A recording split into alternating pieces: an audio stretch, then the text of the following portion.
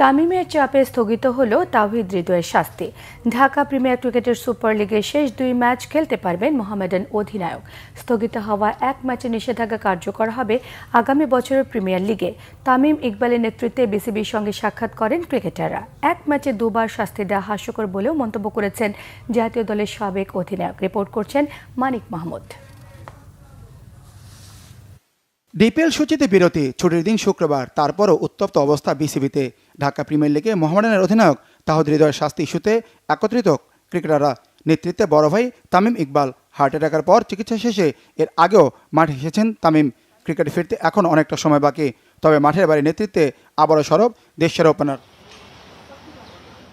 ডিপিএলে umpire শরফুদ্দুল্লাহ ইবনে শহীদ সৈকতের সাথে তর্কে জড়িয়ে শাস্তি পেয়েছিলেন তাওহিদ হৃদয়, কিন্তু বাইলজ পরিবর্তন করে শাস্তি কমানোর পর তোপের মুখে পড়ে আগের সিদ্ধান্তে ফিরে যায় বিসিবি। সভাপতি ও পরিচালকদের সাথে 6 ঘন্টার ম্যারাথন বৈঠক তামিম হৃদয় সোহানদের।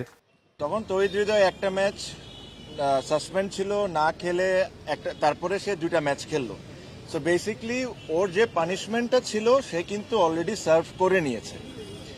এখন 2টা ম্যাচ খেলার পর কালকে শুনলাম যে তাকে আবার সাসপেন্ড করছে।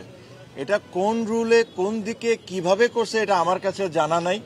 সো এই জিনিস নিয়ে আমরা খুব ওয়ারিড ছিলাম। এটা actually it was very funny. এটা কোনোভাবে সাসপেন্ড হতে পারে না, কাউকে এটার কোনো অধিকার নাই।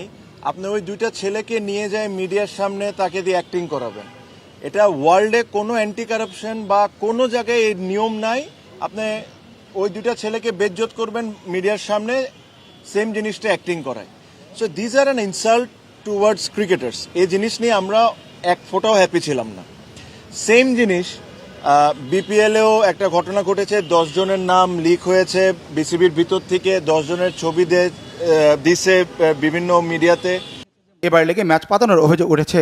শাইনপুকুর গুলশান ম্যাচ নাড়িয়ে দিয়েছিল ঢাকা লিগ, এই নিয়ে আবার নাটক করেছে বিসিবি। পাতানো ম্যাচে প্রমাণ পেতে প্রহসন করে নাখোশ তামিম। এভাবে করে নামগুলা লিক করে দেওয়া publicly, it is again insult towards cricketers.